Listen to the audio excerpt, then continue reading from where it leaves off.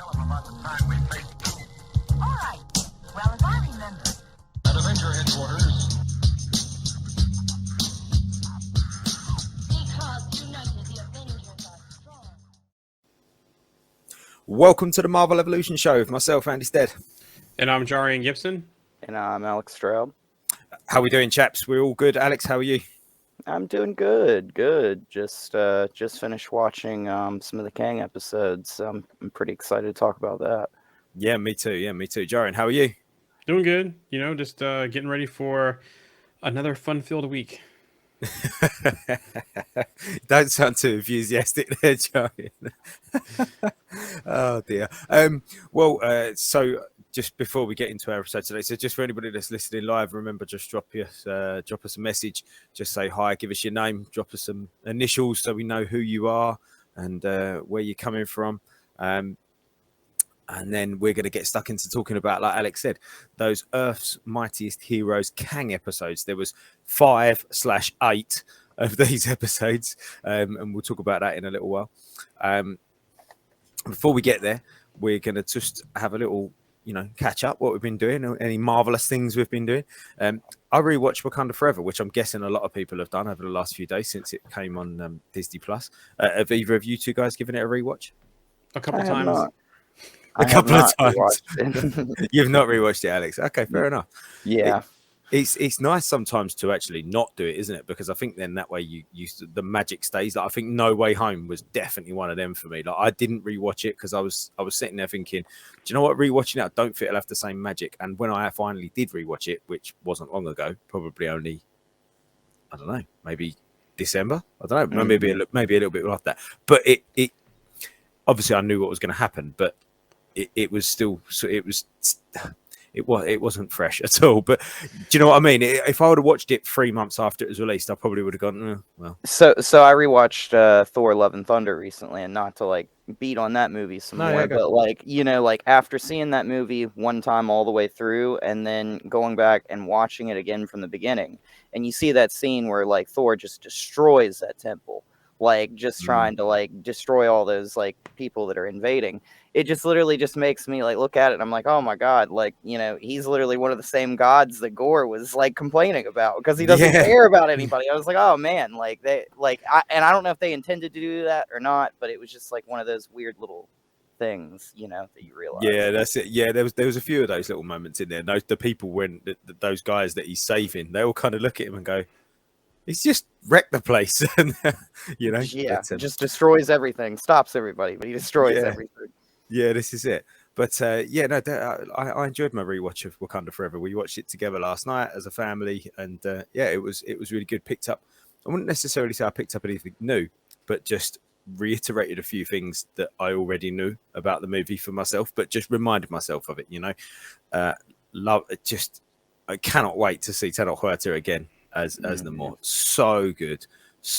And when he just tears Wakanda apart, when he's darting through the air, he's just incredible. That's absolutely amazing. I was just sitting there again, watching it, just jaw drop, going, wow, this guy is awesome. It's the steps, how he flies with the steps. It's so cool. It's almost like Kamala with those little platforms, Yep. is what it kind of reminds me of. Yeah, totally. Love that.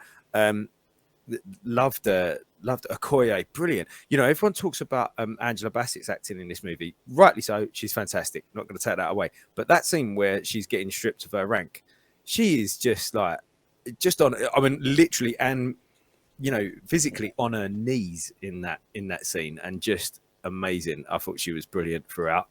That scene bothered me a little bit. Oh, why? Because like that post I put in the group, it's Queen Ramonda was holding that grudge from when Killmonger took the throne. It's what do you want them to do? The Okoye, the Dora Milaje are sworn to the throne, not to the person sitting on the throne. And so Killmonger rightfully challenged as a blood relative the throne. He beat T'Challa pretty much in that scene. And what did he pick them to do? They, reluctantly did their duty. They didn't like it. And you saw how when they saw T'Challa was still alive at the end, they switch sides back to, on the other side, but it's like, what do you want them to do? It's like, you're not a dictatorship. Those are your traditions. Those are your rules.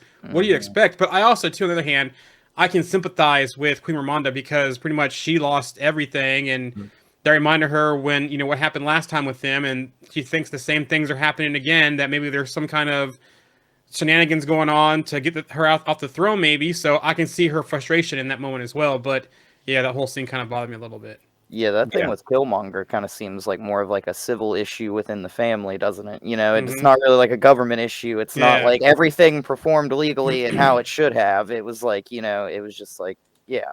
I think there was a theme that ran through this movie, which I think was running through Queen Ramonda a lot, but it was that emotional versus logical response. Yep. Like Okoye was. So in the first movie when that happened with Killmonger and T'Challa, it was logic, wasn't it? That was what the rules said, so she followed the rules. Emotionally, she probably wanted to go and help T'Challa and stand by T'Challa, but she couldn't. Where Ramonda was, it's her duty to be emotionally attached to her son, surely, as a mother, but she was still, and to be fair, she was leading emotionally in that movie. That's why she got killed, to be totally honest. Yep. If she led logically, she probably would have still been alive.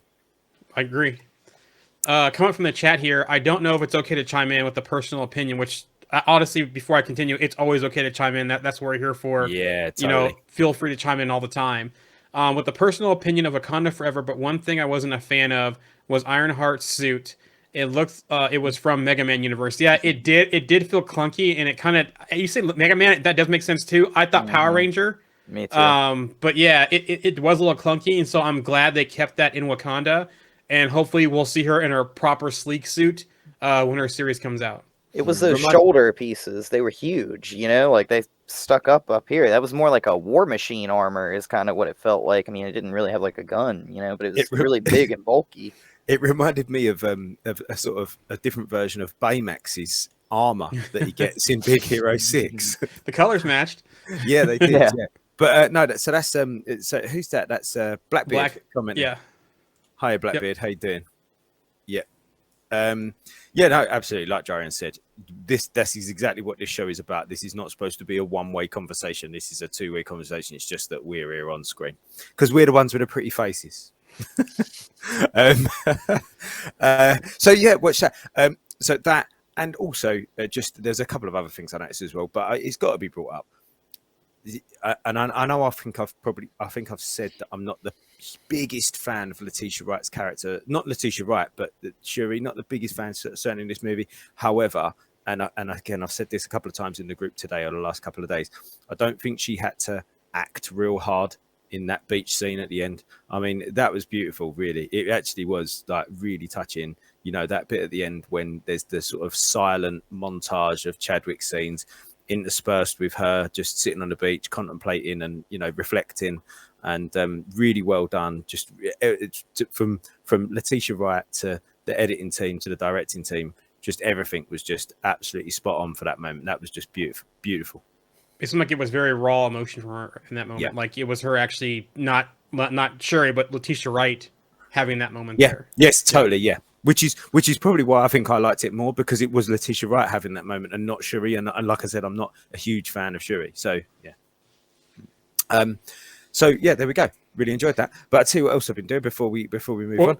Real quick, before we stop Wakanda Forever, two things too. I still think on second and third watch, I still think that Namor was testing Wakanda for an ally to make sure they're a worthy ally for him, because you can tell that he knows something's coming. He wants to keep themselves secret. Only Ross really knows that there's something out there. Val kind of knows there's something else, but they don't know the details.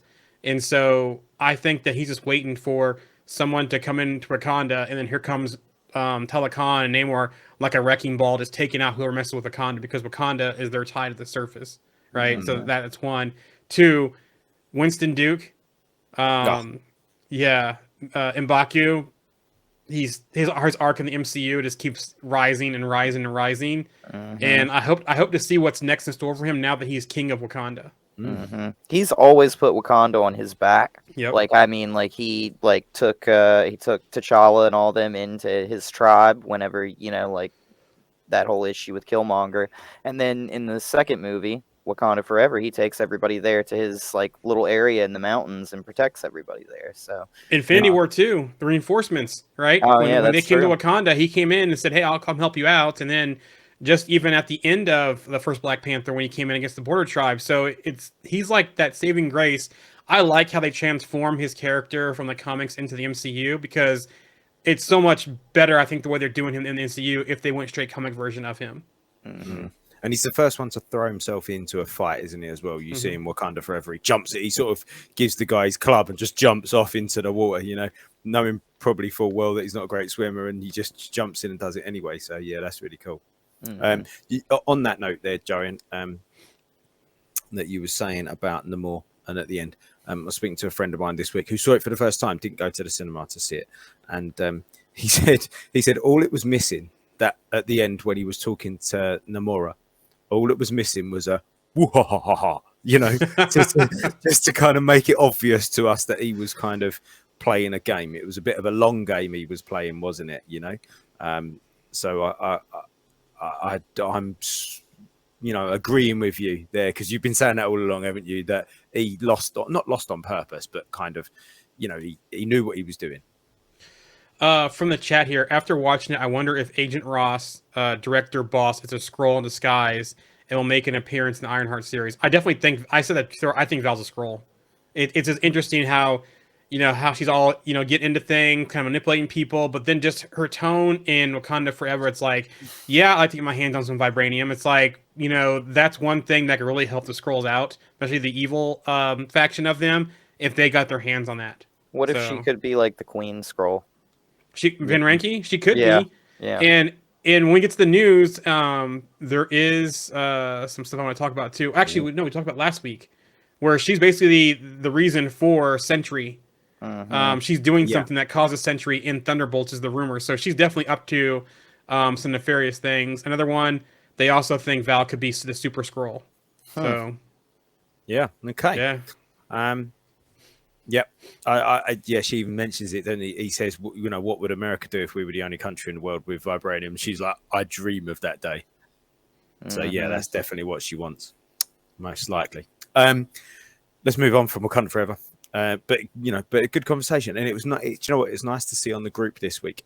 A lot of action around Wakanda Forever. A lot of comments about it, a few posts about it. Some people watching it for the first time, people watching it for the second time, and just sort of going over it again. It is a good movie, and I know Alex you was talking about when you looking back at Phase 4 at some point, and I think that it certainly ranks up there with the top projects.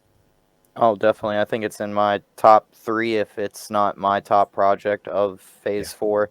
Just because, I think that there's so many different roles that were played so well, like Angela Bassett, Namor, all these characters and actors. They really just, they did a really good job with these roles. And, I don't know. I love the movie. No, I think that's a really good way of looking at it, actually. If you just forget everything else and actually look at, and like I said, I might not necessarily be a fan of Shuri, but she did a good job. I'm not going to argue that she didn't do a great job. And yeah, there's probably 10, probably everybody, everybody, actually, nearly the entire cast, even down to, I thought Atuma was brilliant. The way he acted as Natsu, I thought that was great. So actually, almost the entire cast was just spot on, and just that alone puts it up there, doesn't it? Well, and I think Black Panther, Wakanda Forever, was meant to be a second Black Panther movie, but with Shuri taking the mantle. But the thing is I don't feel like that's really her movie. You know what I'm saying? No. I feel like it's kind of she's kind of just one of many characters that it's all their kind of movie. You know what I'm saying? So it's not really she's in the main spotlight in that movie. And I think that's what makes that movie so good is everyone kind of shares the spotlight so well in that movie. Namor, Talakan, you get to see Wakanda, the comparison of the two, and Yep, I agree.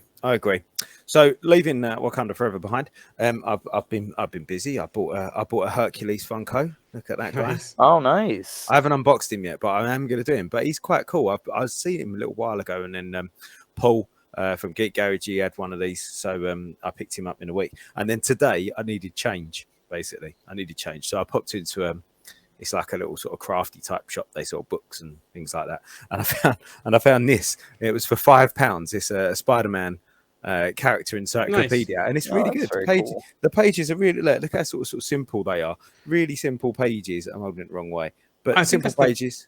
the book my son and I got for my son a while back that we were reading. That looks familiar. Yeah, it may well be. It's a pretty cool book. It's a nice little book for £5. I thought I picked it up, and I was going to buy something silly, something for £1 or £2 just to get the change from a £20 note. And instead, I saw that and I was like, I'll grab that. That will go a long way. And I know, Alex, you were saying. So for anybody listening or watching, what we're going to try and do some point in the future is maybe do some shorter videos, maybe with one or two of us, or maybe all three of us, and just do some shorter videos where we're going to do a couple of different things. And I was thinking something along the lines of sort of including books in that somehow. Actual books, not comics. We could do comics, but I was thinking of those sort of books. I've got the book that Sean worked on, the Wakanda Atlas.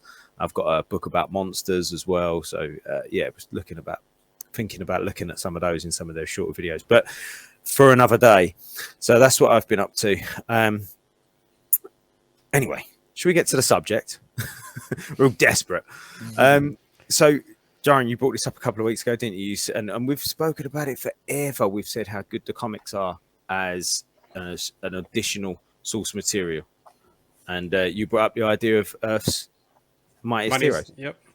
Yeah, there's so much good stuff in those cartoons, and how they could pull some of those stories into the MCU. Even if you look at this, when we're talking about with the Kang episodes, there is a little scene there with where they kind of pull the suits into Endgame as well, when they go into the whole marching, when they go into the quantum realm to do the time heist. That is front and center in this cartoon, and I wonder if they got that from this cartoon. But there's probably about 8 episodes with Kang in them. In this series, there's probably about 4 to 5 you should watch for Quantum Mania, for the Kang Dynasty, how they're going to do Kang in the MCU. There's a Captain America one that they kind of introduce Kang, but then you get to the really core of the 3 Centrix Kang episodes, and then there's a next Avengers one as well in season 2 that can kind of help you tee up to see, if our heroes get dispatched across the multiverse, how are they going to start picking up a new team to fight Kang? And so there's some really good episodes, and I actually wonder if they're going to pull anything from here. So let's kind of get into it. Like I said, there's a Captain America one, which it's an introduction to Captain America. I think it's like episode 4 or 5 in this series, where they introduce Captain America and Bucky, but then you see probably 2/3 of the way through the episode, you see Kang start coming in to start doing some research and some stuff on Captain America. And the way they do this is that Captain America does something that impacts Kang's future. Basically, it causes the world to end. And we know that Captain America's gone. The OG Avengers are pretty much gone, except for Clint and Hulk. So I almost wonder if they're going to turn this into, did something during the time heist cause a problem, or did something further in the past with either Scott Lang, Hank, or Janet Van Dyne, Hank Pym or Janet Van Dyne, do something that impacts Kang's future, right? So we saw Ravonna in Loki season 1. She was talking to somebody, went off somewhere to find out more information, that kind of stuff. Is she a Ravonna? And I think Alex said before, is she a Ravonna, A variant? Yeah, sorry, thank you. A variant of the Ravonna that Kang is trying to save, because in this series, what happens is time is messing up. There's time dissolution all over the place. Things are getting erased. He tries to save Ravonna. She ends up stuck in a time resolution, and that's the whole thing about it, with him trying to save her. So does something happen that caused a similar storyline to happen in the MCU? And maybe that variant of Ravonna he's talking to now, but is there another Ravonna out there, stuff like that? Things too you also got to think about in this series is Ultron was involved, right? They use the negative zone as a prison for villains, and it was Hank Pym doing the Ultron, and I almost said Voltron. Close enough text there. Different.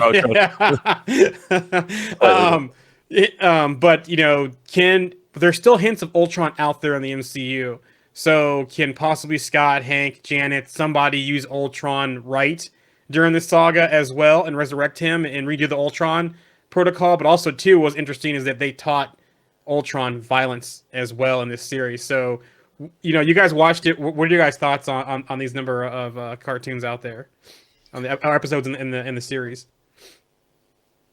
Well, I love the cartoons, just full stop. I love the cartoons, and I know Alex. Literally, just before we come on air, we said about it, didn't we? And I said, we'll talk about this in a minute. And well, what was it that you said? Because you said it better than I did about them being sort of compacted. Oh, a couple weeks ago, I think we were talking about how, like, they can cram so much in these cartoons with side characters and characters that they don't really have to hold like a leading spot. And, it's one of those things where you can see 30, 40, 50 characters in an episode, and it's just so easily, like, everybody gets great screen time, like, everybody's a part of the story, like, it flows so well. And I think that that's something that it's definitely hard to capture in live action, but in these cartoons, I think that they do it really well. Yeah, they do, and it's like, every one of them that you watch is a mini movie, isn't it? It's Yep. a 23-minute movie, Mhm. and yeah, I think, like you said, it's just this compacted story, and I think Mhm. and I think because obviously it is geared towards children, and I think that they take out a lot of the, I wouldn't call it fluff. That's not the right, that downplays context, doesn't it? And I don't want to do that, but they don't mess about, do they? They just go, this is the point, and we're straight in. Because obviously, if children are going to watch it, they don't need a lot of exposition, do they, kids? They need a little bit, and then get on with it. So that's why some of these stories, like this one in particular, does go over. I know we said 4 episodes, but really and truly, you get those kind of 3 episodes, don't you? Where it is really about Kang. It's like a 3, 1, 2, 3, and you're done. And he sort of flips in and out couple of other times, but 3 episodes, so that's 69 minutes. 69 minutes, and you've got a whole, what we're going to probably see in the MCU over the next 6 years.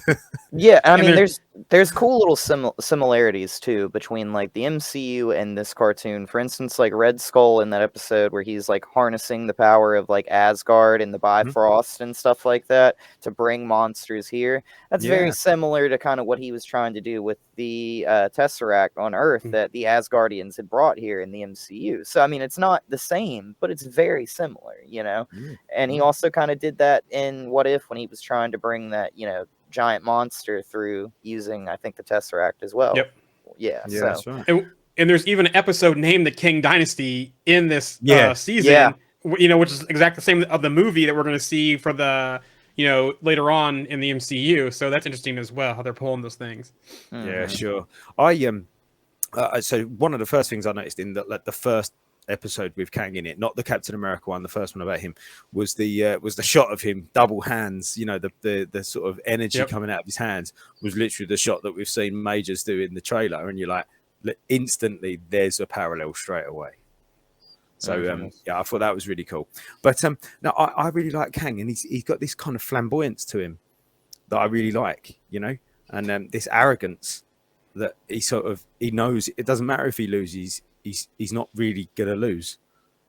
Well, and he's got his own little like kind of signature to things. Like at one point, like he's like attacking with all these ships, and they're like, "Who is this?" And they're like, "Look, it's Kang. Obviously, like look at the Egyptian influence on the ships." And it's just like, oh wow, like, and that's a nice little like throw from like Robin Hutt there. Like that's a nice little like crossing the T and dotting the I. I think that they do with that character. Yeah, sure. And then you get the whole Council of Kangs and kind of the one true king type of thing too. And it's like, how much are they going to play on this in the MCU? It makes you wonder if they're going to actually get down to, him killing other Kangs or watching other Kangs to see where they fail. That way he can learn and not make the same mistakes. Like I almost wonder if, they said this Kang in Quantumania will be the Warrior Kang. And I think I said this in the group that, is the Conqueror King actually watching, sitting back and saying, okay, I'm learning from this experience. Somehow either Scott defeats the Warrior King or the Conqueror shows up and takes this King out because he's like, you know what, you're not gonna get the job done. Kind of like Thanos, fine, I'll do it myself type of thing. Yeah.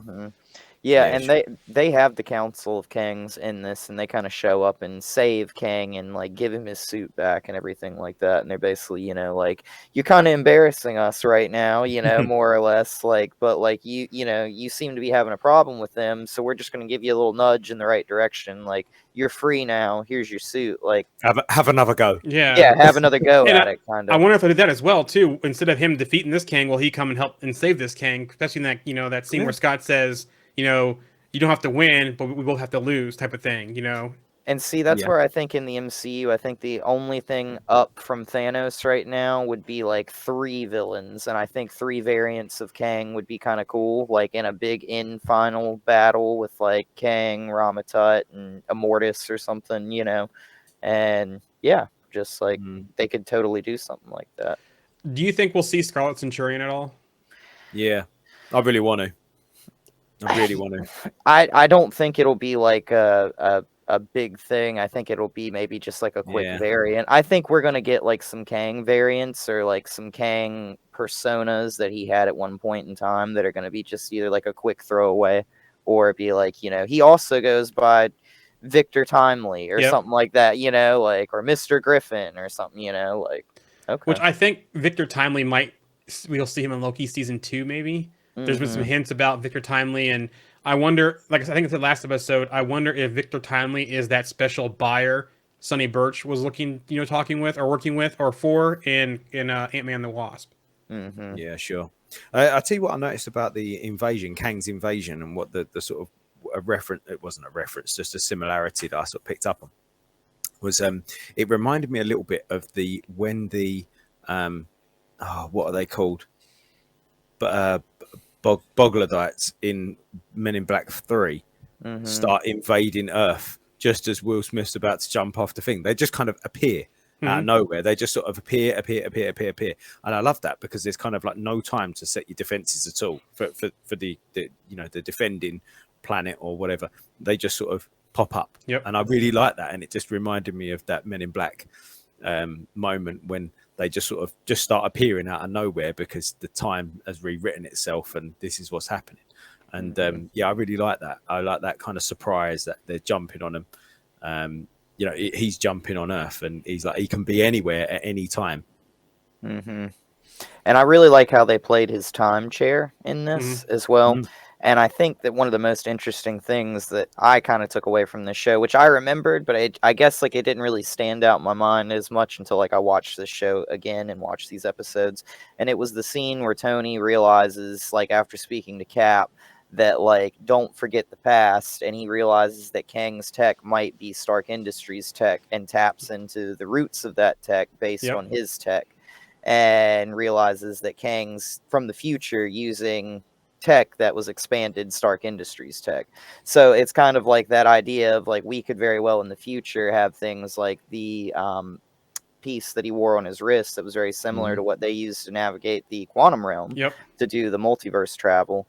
That could very well be something like, hey, that's engineered Stark Industries tech, and very similar. Yeah, which makes me wonder too is that we don't have Tony Stark anymore in the MCU. So who is going to take that role? We did get the hint of Riri in Wakanda Forever. She had the blueprints in her lab of Stark tech.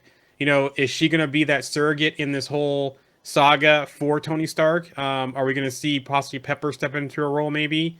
Who else could be that person? Maybe even Banner. Maybe also. But right now, my money's probably on Riri playing some kind of central role during the saga if they do something similar to that, technology wise.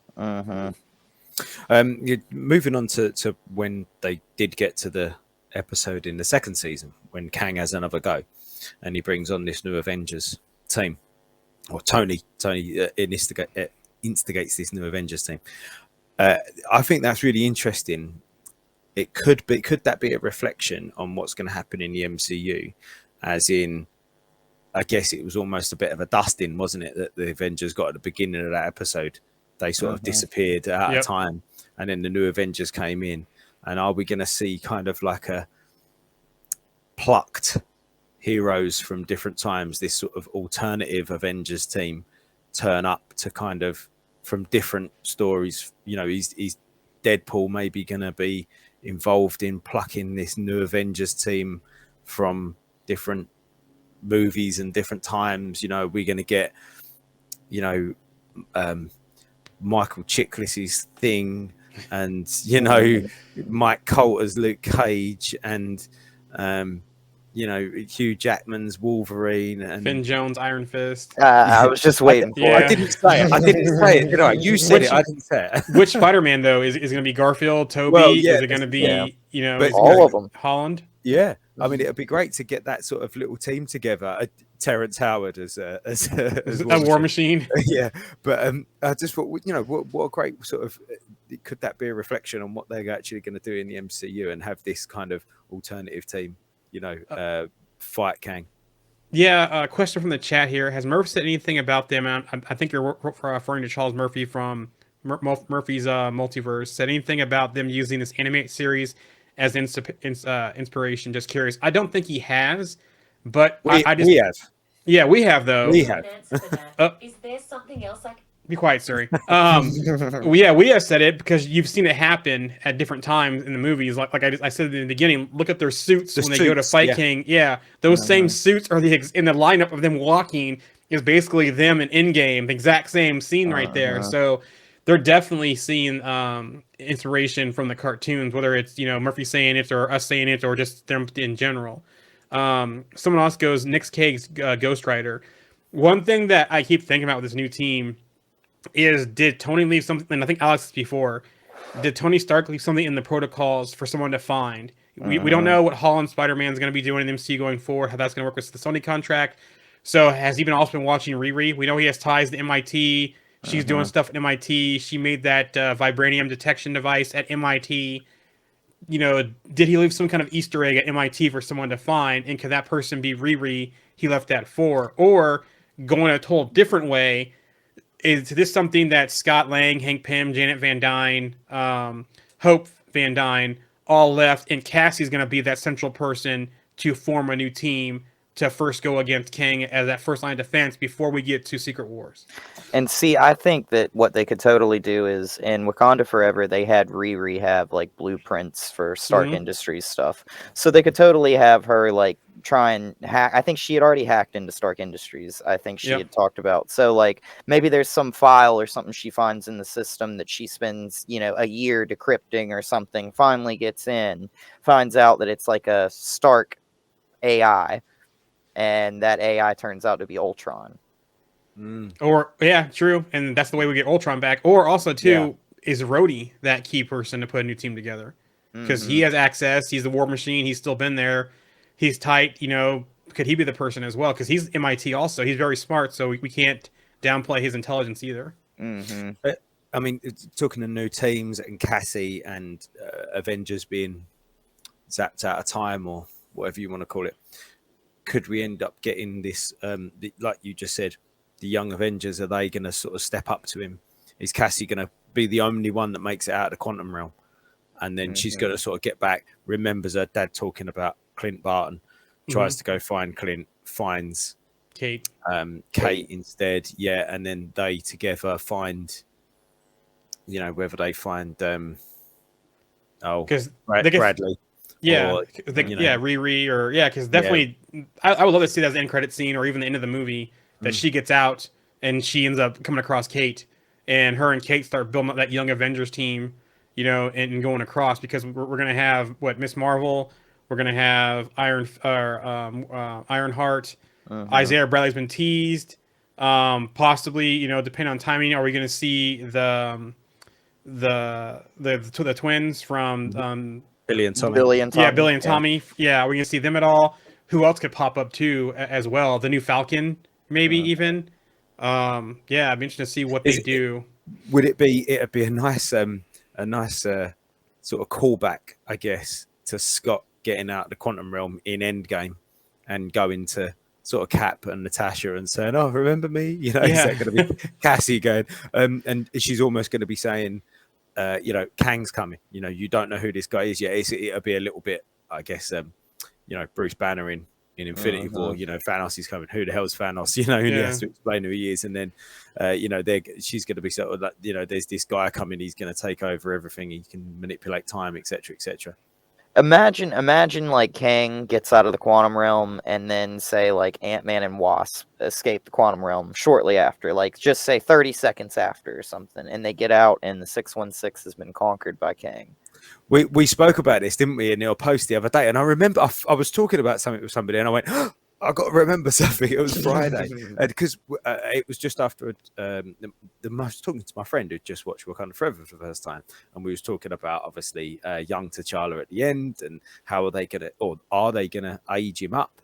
And then it reminded me of your post where you said how much time's going to have passed. I mean, that's an interesting thing. I mean, obviously they can navigate the quantum realm a little bit differently now than what Scott could when he was stuck in there, you know. But I mean, it's still a possibility, isn't it? I mean, if they mess it up or come out at the wrong time, or they could get trapped in one of those time vortexes that they talked about in there, where, you know, like maybe Scott and Wasp, you know, Hope, like they get sucked into one, and then they finally make it out, and then they make it out of the quantum realm, and then it's 5-10 years later, or and it's that Planet of the Apes type scenario, you know, where they're like, "What's this?" You know, that'd be great. You know, what would be a pretty cool scene is that if them coming out in a post-credit scene, and basically when they come out, it's the Kang Dynasty.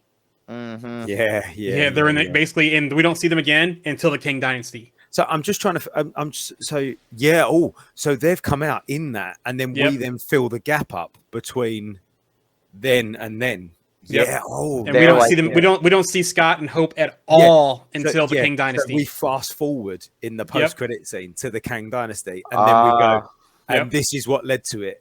We then go back for the next like year and a half, 2 years. So would they just be stranded there? I guess. Yeah, they're stranded until we catch them up. Yeah, exactly. And then they end up meeting up with this new whoever comes in there, and that's when they back up. Cassie could be older. You know, Hank and Janet could be gone. You know, all kinds of changes could happen. They're the same age, but everyone else is different. Yeah. I and like that. Paul Rudd references Back to the Future so much in those movies, and I feel like that would be the most Back to the Future thing. That would be like when, you know, he just like shows up and some guy just pulls up and he's like, "Hey, I got a note from you for 80 years ago that, like, you know, I'm supposed to give to you for some reason. I don't know why." Okay, like, yeah, that would be awesome. Do you know what? I know it can get confusing, but I love all this kind of timey-wimey stuff. I really do. It just it gives you those opportunities. I mean, I remember the first time I saw that in Back to the Future, that note that Doc gives to himself. He's only been there for a second. Doc's been gone for like a second, and he gives him that note, and you're just like, my like sort of 12-year-old brain was just fried. You know, wow, this is incredible. You love that sort of stuff. Yeah, I love that sort of stuff. That is awesome. Let's just do that. And a quick catch up here. So for those that are listening who haven't watched the episode, so it's Earth Mightiest Heroes on Disney Plus, season 1. The episodes are Meet Captain America. Now you don't have to watch the whole episode, but the last part kind of introduces Kang and what he's trying to do. So it kind of gives you an intro to what's going on. But then it's the Man Who Stole Tomorrow, Kang the Conqueror, the Kang Dynasty in season 1. And then there are 4 other episodes in season 2, but the main one we're talking about now is the new Avengers. So those are the 4 to 5 episodes you should watch. If you haven't watched those yet, it's all on Disney Plus. Nice. One thing from the chat question here: could they come out back in time? Yeah, that would be interesting too. Like, what if they come back out and they're in ancient Egypt and they have to fight Ramatut and they're stuck there or something? That'd be interesting. I was actually talking to, I think, RMC about this the other day. I was just saying, like, you know, wouldn't it be really interesting if they get to this point where they get, like, some Kang variant cornered, and they're like, all right, we're going to stop you now. And he's like, you can't stop me. Like, I'm back thousands of years ago. Like, I'm the one who put the 10 rings there, that created the 10 rings that put Tony Stark in a cave, that made him create the Iron Man suit, which made y'all go all the way back in time during the time heist. Like, you can't not have me, you know, like, and it's just like that chicken and the egg scenario of like, what do we do next? It's almost like the Ultron saying, "I'm already there. You'll catch on." Yeah. But that's what I love about Kang. That's That's his arrogance, isn't it? That he can't be beaten. He's never gonna. And I hope that they play on that in the MCU with Jonathan Majors, and he's there for the next. He could be there for the next 10 years. Just pop up.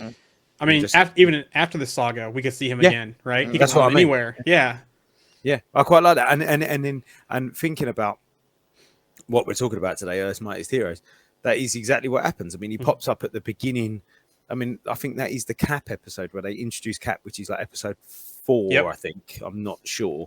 And then I think the first episode where we see him properly is like episode 13 or something like that. Yeah, it's in the teens. Yeah, and then we see him for 3 episodes, and then he's gone, and then it's got to be 10 episodes later that he comes back up. Yeah, that he comes back up in season 2. So, you know, let's do that. Let's have those reoccurring villains. We've spoken about villain problems in the MCU a lot in the past, and I think it's commonly referred to that there's the one and done thing. They kill their villains and blah, blah, blah, blah.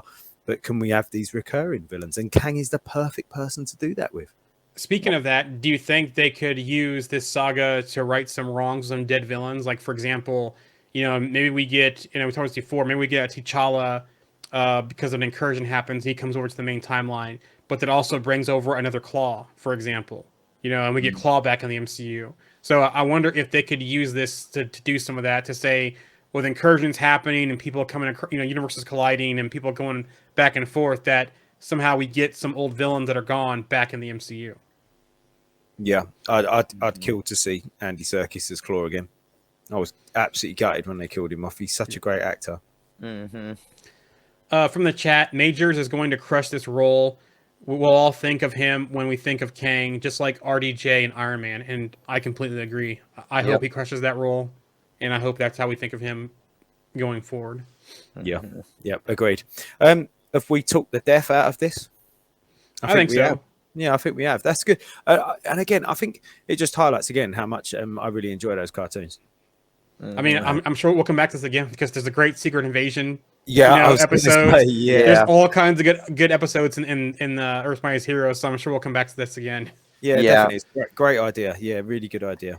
And the side stories in this cartoon are great. Like, I love the constant, like, Hulk and Thing back and forth fighting. Like, you know, like, they show them, like, showing up to play cards in one episode, and Hulk's just walking through Avengers Mansion and looks at Thing and just runs and just tackles him instantly. And they just start fighting. Like, you know, it's that rivalry. Like, you have, like, there's certain, like, character history that's displayed on screen between two characters that, like, you know, just from that the Thing and the Hulk, like, are constantly fighting over who's stronger. So at one point, like, the Hulk picks the Thing up and starts beating people with the Thing, and Thing's like, "Are you done yet?" You know, like, kind of type of thing. Like, I think that's very cool for them to do in this cartoon. Yeah. Back to the whole thing about bringing villains back. Someone goes, or at least villains variants using the same actors. Exactly my point right there. Yep.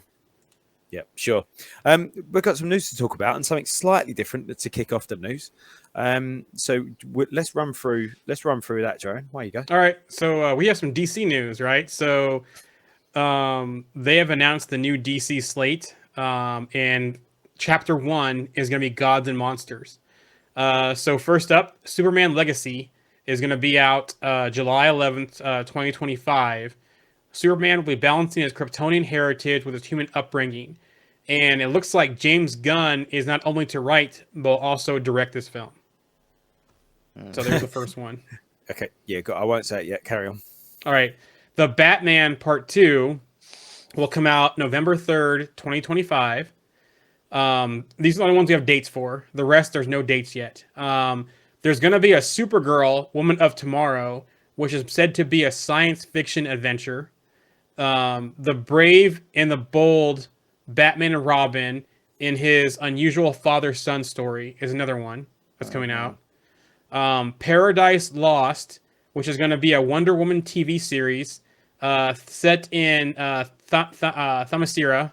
Themyscira, thank you. I always have problems saying that. Themyscira, thank you. That's going to be a TV series that sounds like that's going to be HBO Max based. Booster Gold TV series. Booster Gold uses basic technology from the future to pretend to be a superhero in present day. Also looks like an HBO Max series. Creature Commandos, which is going to be animated. Amanda Waller creates a Black Ops team out of monstrous prisoners, 7 episodes. This sounds like the Suicide Squad in an animated way, using the Creature Commandos. Yeah, just go back and watch the DC animated shorts and just type in Creature Commandos, and that's basically what this is going to be. Yeah. There's going to be an Amanda Waller TV series, most likely on HBO Max. There is going to be the Lanterns TV series, which basically is going to be intergalactic cops Hal Jordan and Jon Stewart, HBO Max also. There's going to be the Swamp Thing, Dark Origins of Swamp Thing, which is going to be a movie. The Authority based on Wildstorm characters. So that's the slate coming up. And it looks like we have someone who's really hyped in the chat about it. So it's interesting. It's, they're still doing the same, big three, in the series. But I think the Wonder Woman one is not going to be as Wonder Woman based, but more of the Amazons, which I'm looking forward to. Seeing more about them. So jumping into some of these, I mean, I think Batman Brave and the Bold is going to be probably like a Batman and Damian story, which Damian's like his actual son becomes his Robin. But doesn't know right? He doesn't know he's his son for a while, if I remember correctly. Basically, for the first 10 years of his life or something like that, he doesn't know he's Batman's son until like one day it's kind of like, hey, Batman, you have a son, and he's kind of a little serial killer. And he was raised by the League of Assassins, and he is basically just wants to kill everybody, and you got to try and rein him in a little bit. And I kind of feel like we might get something like that. Swamp Thing is going to be interesting because we just had that show, not too long ago on CW, right? Mm-hmm. Yep. And which was good, and they canceled it. Yeah, well, they originally did it on the DC streaming service, and then they made the episodes. I think it was 9 episodes or something, and then they shrank it down to maybe 6 episodes or something. I'm not really sure, but yeah. Then that kind of messed the story up a little bit, but it was still pretty good. I thought, I thought the visuals looked great and everything. The Lantern stuff is going to be awesome because honestly, Jon Stewart needs a Green Lantern show or a project or something. I think this is awesome that they're doing Hal Jordan. Yes, Jon Stewart. I feel like we're getting Bad Boys in space. Yeah, definitely, definitely. And I always like to see the Wonder Woman stuff because it's kind of interesting because I don't think that we're gonna lose Zachary Levi in the DC live action stuff. I'm not really too sure, to be honest, because with this Themyscira stuff, a lot of Themyscira is connected to Greek gods and stuff like that, and that's kind of connected to Shazam with his pantheon and stuff, so it kind of goes both ways there.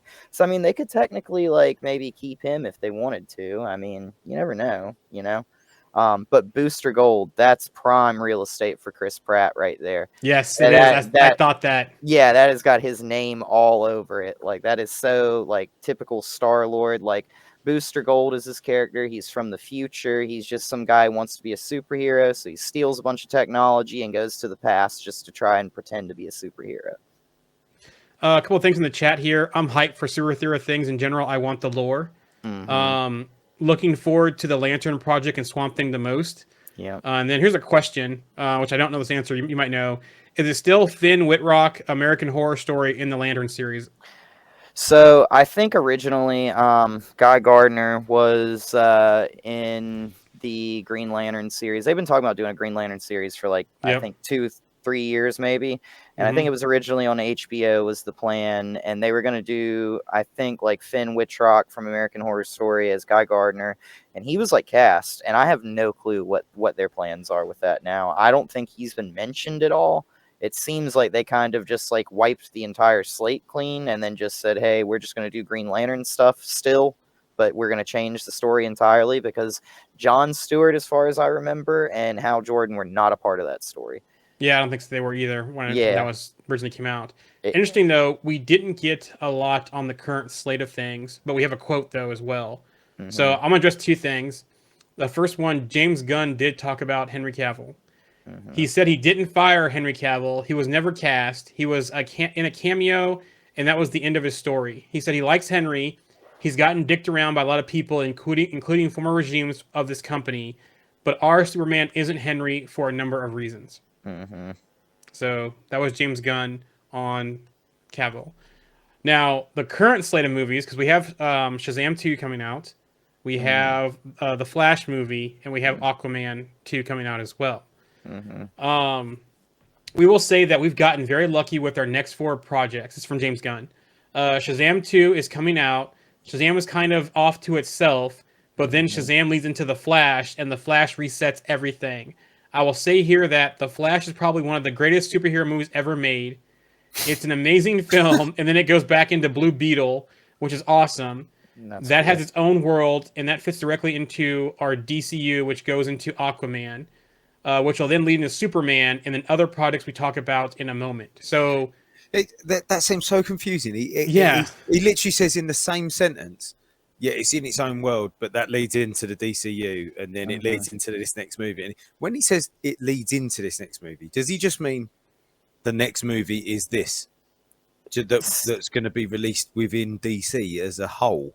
Like, I don't understand. Like, it didn't really clear it up for me at all. So you're gonna probably have like the Flash go back in time here, and you're gonna have him like do some shenanigans. And I know that there's that rumor, and it's pretty much confirmed now that Michael Keaton's gonna be in the Flash movie. I mean, there's like toys and stuff coming out now of the Batwing and stuff like that for the Flash movie. So I think a lot of people are excited, and they're gonna see that movie just for Michael Keaton to see him return as Batman. And I think that at the end of that movie, what you're going to see is the Flash is going to like have gone back in time, changed a bunch of stuff, messed a bunch of stuff up, tries to fix it, goes back to his normal time. And the universe is going to be like, it's like breaking a coffee cup and then trying to put it back together. Like you may put it all back together, but it's still got like the chip on it, you know? So it's not actually the same. It's really close, but it's not the same. And I think that's what they're going to try and do here, which is like they're just going to pick and choose the characters that they want to keep and just be like, oh, you know, he accidentally changed a few things, like, and this is what's different now. But hopefully that's how they change Ezra Miller. yeah, it just depends on what they do with the He's Flash. a different person. Yeah, like you know, and that's the thing is I'm pretty sure he's playing like multiple versions of the Flash in this movie. So like that's another thing. Like if he's playing multiple versions, like maybe they should just like toss the mantle on to like Wally West or something like that for a while. Let Barry Allen take a snooze and let Wally West be the Flash. Or he comes out and he's David O'Brien, the actor, as the same Flash. I think this is really interesting because this is the first time that we've seen this kind of, it's almost like reverse building a universe, but also doing it when it already exists, it like within the MCU. So the MCU already exists, and they're kind of trying to. The MCU did it, and it was all just new. Everything they did was new. It's new, it's new, it's new. And every time they did something, it was new again. Now, obviously, DC are doing it, and it's not copying. That's not what it is. It's just doing their own version of it. But we've already seen it once with the MCU, and they've not got the same clean slate to start from. You know, yeah, okay, we've got this Flash movie that might create what looks like a clean slate, but it's not really going to be a clean slate, is it? It's not completely fresh. So it's going to be interesting to see if they can smooth that over, like how seamless they can make those cracks that you know you was talking about. From the chat here, that's what I'm saying. I understand the studio is in too deep financially with the Flash movie, so okay, use it. But after that, I hope they're done with Ezra. I don't want him around at all. So. Yeah. I think kind of like with the comics, you know, the Flash kind of just resets things, and they have these like massive events where they're like, you know what, this is the new direction we want to take DC. So then they do something like the New 52, and then they're like, oh, you know what, like we kind of like some stuff, we're gonna keep some things and go back to some other stuff. We'll do like an event, like change it again, do something like maybe like Rebirth, or then they'll do something like they just recently did like Future State, where they're like, we want kind of like a whole new slate, so we'll just do an event, kind of change some things, do Future State, you know. And I think that's kind of what DC's trying to do here with their actual live action stuff. It's a lot easier to do on panels than it is on screen, you know. Yep. No, and again, I guess is that the same difference to what we was talking about earlier on in the show with the cartoons. It's a lot easier to do stuff in cartoons than it is to do it live action. Like just bring in a character for 5 minutes, you can do that. It's easy. And is it the same? Like you said, it's easy to reset things in panels. It's totally different resetting it. This live action multi-million-dollar, you know, scenario. Speaking of different formats, DC Universe characters will be played by the same actor in animation, live action, and video games. Whoever plays the next Superman or Batman will be signed to play the character in film, TV, video games, and animation. I think I was thinking about this the other day actually, because I heard that same quote, and I think what's happened, especially with TV and and film is that they've kind of evened out in regards to the sort of money that is spent on them now, haven't they? I mean, you look at what Game of Thrones did and started spending lots of money on the show, and it became like a movie in itself, didn't it? Each episode was almost like its own self-contained movie. So it almost had a budget of a movie as well. Some of those later episodes, whether you liked them or not, is irrelevant. That's not what I'm talking about at the moment. But and I think so now they can afford to have quote unquote movie stars in TV programs because they earn them similar sorts of money. So it's the ballpark's the same now, so they can do that. Especially with HBO Max. So yeah, I think they got incredibly lucky in the past when they had Kevin Conroy and Mark Hamill. I mean, like they did animated Batman and Joker. Then they did like the Arkham games, like they were huge. They were in so many animated movies. I think Mark Hamill even did like a live action Joker, like in the background of like a Birds of Prey TV show that they did at one time. Kevin Conroy actually did do like another universe's Batman in Crisis on Infinite Earths on the CW. So it's kind of one of those things where it's like they got really lucky with those two because like, they got to use them a lot, and a lot of people thought that their voices were synonymous with those characters, and now they're going to try and replicate that, and I think that's going to be really hard. Yeah. And from the chat here, just make it part of their contract to start with. One thing notably though, we haven't heard anything about Peacemaker. Yeah. I don't think they know what they're going to do with that one, to be honest. Because it was such a hit on HBO Max, and they kind of, they didn't need to bring in the Justice League at the end. They did kind of in a way, but yeah, interesting to see what they do with Peacemaker. Yeah, and I mean, putting Hardcore in Black Adam was kind of a weird step for me. Like, I still don't understand that, like, and the fact that, like, they're keeping her and getting rid of that, whatever. But and Waller, too. Waller they're keeping as well. Yeah, and Waller's like one of those that, like, I guess like Waller's just always going to be, out there being Waller and stuff like that. But like, I've heard that like some people have like basically had the idea that maybe like this Waller show is like a spinoff of the Peacemaker, where it's like one of those things where maybe like the Peacemaker team or something goes and starts working directly with Waller after that dude that's going to be the High Evolutionary, I cannot remember his name, is no longer their team leader. Yeah. And so like maybe this is like, Peacemaker 2.0 kind of. And that makes sense. Yeah, but who knows, And then also too, I'm kind of sad to see that Stargirl no more. Yeah, that's really sad. That show was awesome. Yes, that was like one of the brightest stars DC's ever had for a TV show, to be honest. A live action show. Especially on the CW. And Solomon Grundy looks so bad with the CGI. He was so bad looking. Like, it was so terrible. But like, get a Hulk. yeah, like Hulk from Wish. Yeah, seriously. Like, I felt like I was like watching like a Nintendo 64 game or something like that when I was like looking at him. But like, yeah, I mean, like, other than that, like, that show was phenomenal. Like, the story was great and the acting was so good. So any other comments on DC before we go back to Marvel World? Just no, good. Let me throw one more thing out there. The Authority. What a weird kind of grab that is. I was reading somewhere that that's like going to be James Gunn's little like passion project with it, and that's kind of just a weird kind of. They're almost kind of like a Justice League kind of like team is kind of the idea. I don't really know a ton about them. I know a little bit about the characters, but they've changed the team a little bit. But yeah, I'm really interested to see what they do with that one because I did not expect that on this slate at all. My mind went to, when I hear the Authority, went to True Blood because they were like the vampire authority in True Blood. So I will say something. So this chapter's called Gods and Monsters. Yeah, it doesn't shout to me the people that he's the projects that they've said. It doesn't just shout gods and monsters. It's quite varied. It seems more like a bit of everything, really. Or am I wrong thinking that? Well, so DC actually did this animated movie that was called Justice League Gods and Monsters, where it focuses on Superman, Batman, and Wonder Woman, but it's like a different universe, and Batman's a vampire, basically.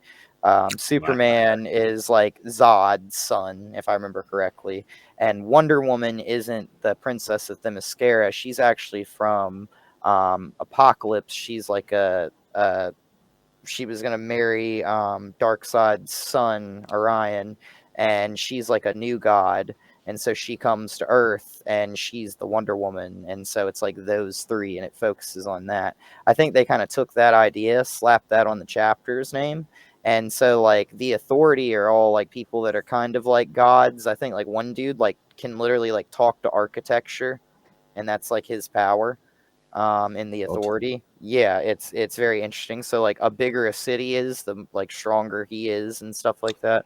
Okay. Yeah, so like the monsters are going to be like your Swamp Thing, you know, your obvious, yeah. Creature your Commandos. Creature Commandos. Booster Gold, I think, is going to fit into that god kind of thing, where it's kind of like he comes from the future looking like a savior in the current time, but he's really not. He's like a false god kind of type thing, which is kind of what he kind of did, you know. You're going to have like Batman Brave and the Bold, Damien's the monster, like, you know, because... So they're using that term loosely, and it's not just Yeah. based on... They're not physically... It's not like Hercules and Ares and, you know, Zeus. They're not talking about those gods, and they're not talking about monsters as in just like Swamp Thing and your creature, whatever you But call like people being monsters as well. people being monsters and Yeah. people being mistaken as gods. Yep. And I mean, Like, if you think about it, Kryptonians are kind of like gods too. I mean, we're Yeah. gonna get a Supergirl, you know, so like a Supergirl, Woman of Tomorrow movie. So like, you know, that would be exactly like in the Batman versus Superman. They had the whole thing with Superman, false god, and all that kind Yep. of stuff. You know. yes. So, Okay. Gotcha. Right. Gotcha. Also, too, notice they're using chapters and not phases, so a little differentiator there from the MCU. a little bit different. Yep. From the chat, last thing on this, wish them well. It's been a mess, so hopefully it will come together and we all win. Yeah. So Yeah. Fingers crossed, eh?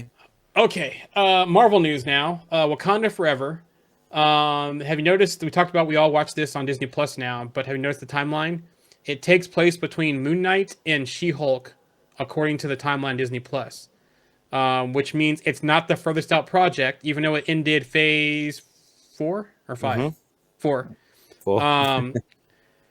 She-Hulk is followed by Miss Marvel, Thor: Love and Thunder, Werewolf by Night, and the Guardians special, which means interesting to see where will Quantum Mania fit when it comes out in the timeline. Because right now, Guardians Holiday Special is the furthest one out. I mean, if it technically takes place in the quantum realm, it could be at any time, couldn't it? Really? You know. Yeah, look at that. So yeah, it's interesting because I was talking about times, and they said that Nakia left 6 years ago, and it sounded like she left just after the Thanos' snap. Yep. His first snap, because she couldn't deal Infinity with War. Yep. Yeah, so she left then. So then this is set basically a year almost after Endgame, I should imagine, or there or thereabouts. So then how much further is She-Hulk and Miss Marvel and Love and Thunder and set beyond that? Yeah, it's interesting. Well, we've got this book coming out, haven't we? So maybe that'll explain it all. Hulu news. Hulu, which is pretty much I think Disney's the biggest investor. I don't think Disney owns them. They're the biggest investor into Hulu. Hulu will terminate Marvel branding. So you'll no longer see Marvel branding on Hulu. However, Hitmonkey Season 2 will happen, but with no Marvel branding.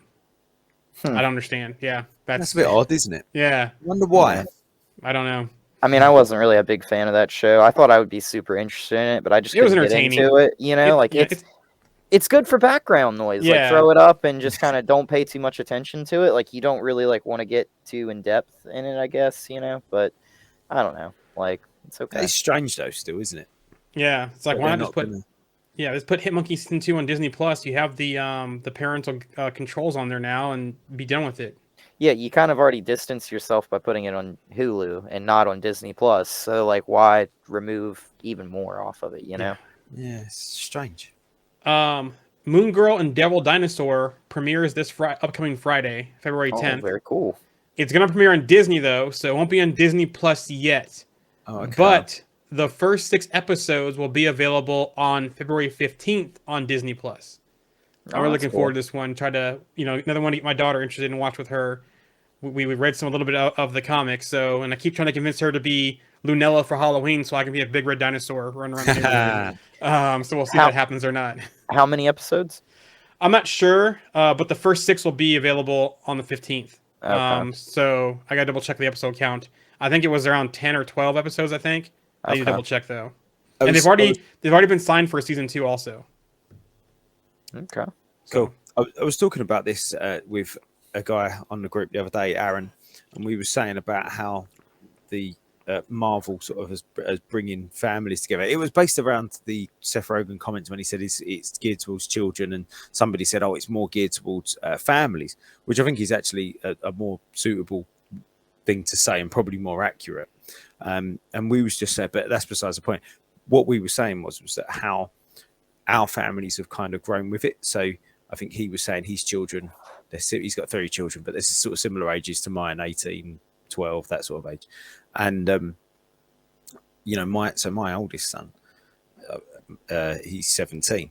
So Iron Man came out when he was 3. So we didn't see that one in the cinema. We saw Iron Man 2 in the cinema.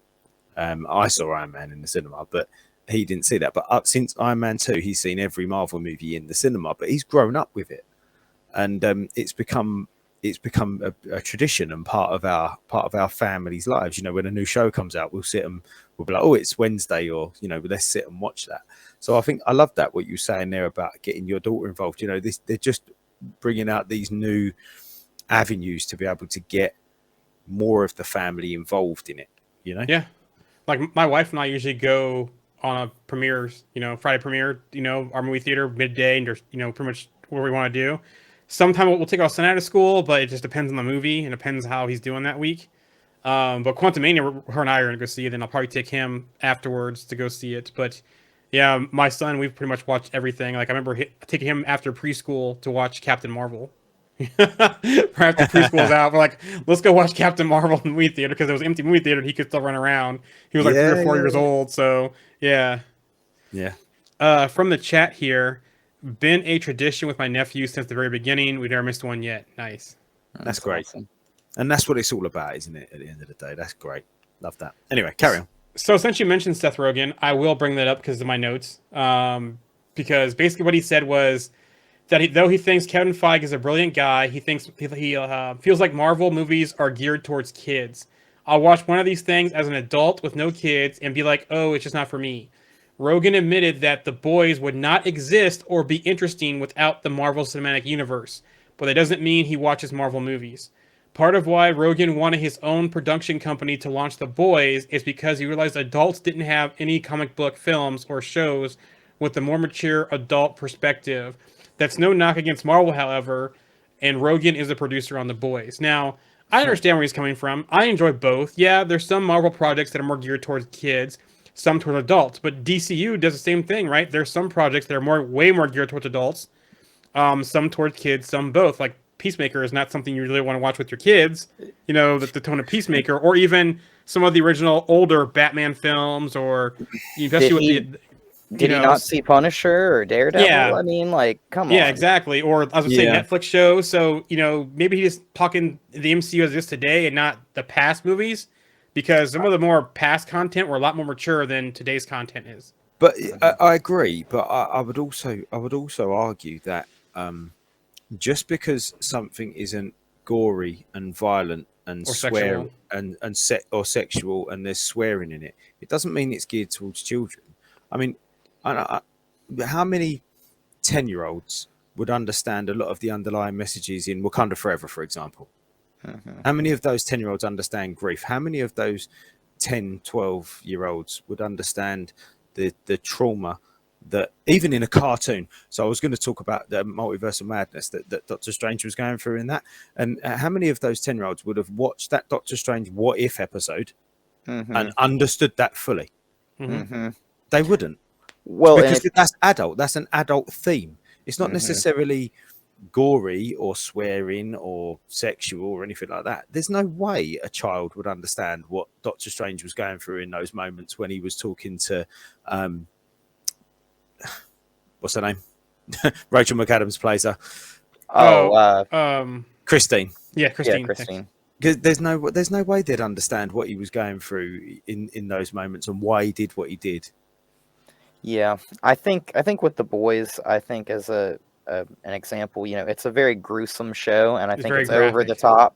Like, it's over the top. Like, most situations that are in that show are just like gruesome as can be. Like, hey, it's like, let's dial this up to 1 million and make this as gruesome and nasty as possible. And it gets worse. It gets worse as the seasons go on, doesn't it? Yeah, just like at the beginning of last season with Termite, for example. yeah. Like, you're not going to see that in the MCU. So not even the DC. No, to be honest, you're not going to see that in many places. Yeah, no. Not even Peacemaker went that far. Yeah, so it's like, if that's what you're calling adult television, then like it's like one of those things. It's just like, well, is it just because it's gruesome and sexual and it's got a lot of blood and violence? I mean, like, the thing is like they kind of really didn't pay off in that final season with the with Soldier Boy. I felt like it wasn't really that graphic and gruesome, but they've done some really gruesome stuff before. Well, that one party though they went to. Yeah. I mean, like, what about the whale? Like the whale was another like terrible one, but like still, it's just like things like that. So, I mean, I don't know. I think that's kind of like, it's looking at it with certain glasses on, I guess. Yeah. I agree. Yeah. Yeah, I almost wonder what movie he went and saw and like watched and thought it wasn't for him. So yeah, I mean, you watch the Punisher kill a bunch of people in a cell block, like, brutally, like in the Punisher show, and or in Daredevil. It's either one of those two. So it's like, I don't know. Yeah, I mean, like I say, I can understand what he's saying, and whatever. Who cares if he doesn't? If he doesn't like them, that's fine. Whatever. It's not going to stop. I enjoy The Boys as well, like you guys just said. But I disagree that they're geared towards children, because yes, there's moments in all of the projects that are geared towards children. I mean, Jesus, comic book characters in general were probably geared towards children in a way, But I don't agree that the movies are geared towards children. I'm trying to think of any movie, Deadpool's not. No, it's not. But it's not. I Yeah. mean, I'm trying to think of even the ones that you could even say they are geared towards children. I mean, I won't bring up Love and Thunder, but even some of the moments in She-Hulk, for example, what Jennifer Walters was going through there. There's lots of themes that children wouldn't understand what she was going through. Whether you like She-Hulk or not, that's not my point here. But some of the themes that she was going through, they're not childish themes. I think the only show that could definitely 100% relate to kids will be Miss Marvel. Yeah, and that'll be more teenager kids making that transition from adolescence to teenager. And that the thing is the only one. But the thing is as well, that was the point. Yep. It was supposed to. Exactly. So it did. That was the whole point of her in the first place anyway. Even when she was written, that was the whole point of her. Yeah. But yeah. So moving on, Quantumania news. Marvel has unveiled that they are publishing the book Look Out for the Little Guy, which is inspired by the novel written by Scott Lang in Ant-Man Quantumania, or Ant-Man and the Wasp Quantumania. The book is set to hit bookstores and was created in cooperation between Marvel Studios, the filmmakers, Hyperion Avenue, which will explore what truly happened between Avengers and Thanos. The book will include 20 pieces of Scott Lang's time as Ant-Man and is set to release September 5th. Scott Lang made a quote about the book saying, "Once upon a time, I was just a little guy given a normal life who committed a crime for the greater good. Unfortunately, went away for a couple years, got out and became a superhero, joined the Avengers, went down to the quantum realm, and then came back and saved the universe. The typical dad stuff. Dive into the pages of my new book, Look Out for the Little Guy, to read all about what it's like to be the little guy, and sometimes the very, very big guy, overcoming all the odds to help defeat Thanos." And it sounds like, too, that Scott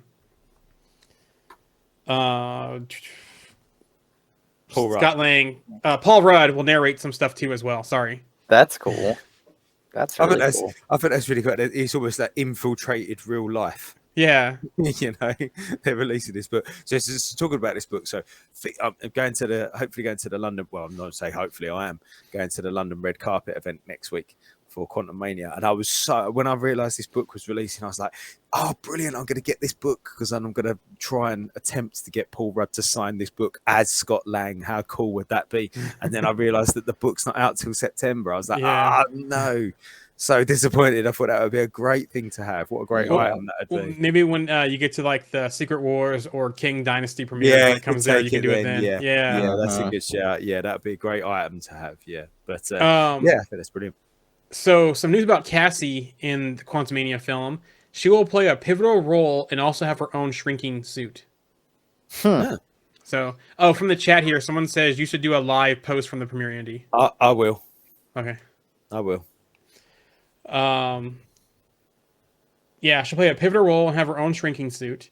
But it all sounds like she's not going to be going by Stature. She might be going by Cassie because all the promotional art just says Cassie, unless they're going to give her a new name in the movie Stinger or something. Yeah, but everything so far has been just Cassie and all the promotional stuff. You'll see Ant-Man, the Wasp, but Cassie. So we'll see if she gets a name. So if she gets a costume, will she go giant or shrink? Maybe both. Mm-hmm. We'll see. Be interesting, yeah. Yeah, or have completely different powers. Yeah. Maybe she doesn't even need a costume to have her powers. Maybe she gets them from the quantum realm. Exactly, like Janet did. Yeah, be interesting. So, speaking of earlier, we talked about Hulu. Now let's talk about Disney. They may return to licensing its films and TV series to rivals, so we might start seeing them on other platforms in the future. So instead of seeing everything on Disney Plus, we might see things back on Netflix and Amazon Prime and HBO Max, Showtime, whatever. That is a reversal. Yeah, it's a bit of a strange reversal. I was flicking through Disney Plus earlier today to get the Avengers Mightiest Heroes episodes up, and there's so much stuff on there now on the Marvel thing. It's great, you know, the amount of content they've got on there, all the legacy stuff, all the X-Men stuff. They've got the Spider-Verse section on there now, where they've got the Garfield movies, all the animated stuff. But yeah, they've got a lot of content on there now. And it sounds like from this, especially the movies will get licensed out. So I wonder if they're going to be doing the new MCU movies out to their platforms, kind of like we're seeing Sony do with their stuff. There's been no word, though, if Disney Plus originals will be available. I wonder, though, that Disney Plus for like a certain period of time will only be on Disney Plus, the original shows, and then possibly maybe later or not at all. So it'd be interesting to keep an eye on that one. The real question is, when does Morbius make it on Disney Plus? Hopefully never. Thunderbolts news, and this is a rumor. Robert Reynolds' Sentry will have a relationship with the malignant entity known as the Void. So it almost sounds like they're going to be setting up the Void in this movie if that happens, but not be the main piece of it. And so probably more Sentry later after this one. Because the rumor last week was that Val is basically playing the double agent here, and she has some sinister motives going on. So, like we said, this personality, or she's a Skrull. Yeah. What if she's the Void as a person? Yeah, that would be cool. I'm just saying, I still think that the Void will be like Sentry's split personality from the serum. I think that would be so cool. Yeah, that'd be a good way to do it. So interesting to see. Hopefully, get more. This does make Thunderbolts sound a little more, intriguing to me, but I'm still, kind of sitting back and waiting to see once we actually get the storyline and a trailer and that kind of stuff. It's do you know what? It's the only one of these projects in that's lined up that I'm kind of like, not sure. Do you know what I mean? But only because of those things. Like, I think if they hadn't told me anything about it, I'd be like, yeah, can't wait. But now I'm kind of like, don't know. I'm still kind of on the fence about it, really. Even some of the others that we know nothing about, like, Ironheart, we don't really know anything about. We can assume, and obviously we've been introduced to Riri, so we can assume a few things. But even that, I'm kind of excited about. But this one, I'm like, It just felt weird, like putting Bucky and like U.S. Agent in this project and cramming so many super soldiers into it, because it's kind of like a Black Widow / super soldier project. But like, I mean, you could have Red totally, Guardian. Yeah. I mean, you could have totally just like left Red Guardian with Black Widow and put U.S. Agent and Bucky in Captain America: New World Order, and had this like where it's like, hey, super soldiers, all three of them have band together and they're outgunned by gamma monsters. Like what do we do now, kind of type of thing, and. They would have history together. They would have like fought against each other. Like So what you're saying is we still could have got these characters in another movie, just not in this movie together. I think that they kind of just didn't know what to do with them, and they were kind of like, hey, let's just put all these characters that we don't really know what to do with in a Thunderbolts project, call it Thunderbolts, and yeah, like Yeah, that's not that wasn't necessary. Like you said, that I mean, did you just come up with that idea off the top of your head right then? Yeah, pretty much. So it's not hard, is it? You could have fitted them in a few places, couldn't you? Yeah, I know what you mean. It does feel like it does feel like that. To be fair, Black Widow 2. Yeah, it does kind of feel like that's exactly what they've done. They've got half a dozen characters that are like, where does this person fit in? Let's throw them in the Thunderbolts. Well, they're talking about not even using Ghosts now, so like that's back and forth though. So I'm not sure what's happening with Ghosts. So yeah. I did see. I mean, again, I have no idea what the credibility of this is, but I did hear that there was going to be some big changes to that lineup. Yeah, and hopefully we get a Songbird. Hopefully we get an Atlas. Hopefully we get some other characters on the team. Hopefully they bring Hammer in as that Osborn role for the team. We'll see.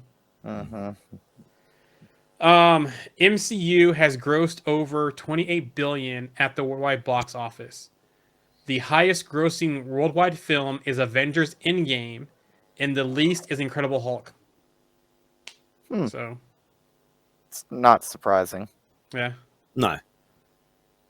Actually, Endgame, I might figure that maybe No Way Home with all the hype for that got up there, or Multiverse of Madness, or Infinity War. But I think Endgame and Infinity War 1 and 2. So yeah. Nate Moore says Marvel Studios recently changed their test screening protocols to prevent leaks. Friends and family of employees are no longer allowed to attend, which is smart because, my thing with this though is that, I don't think really the issue has been friends and family leaking stuff for these test screenings. It's been media that you invite, right?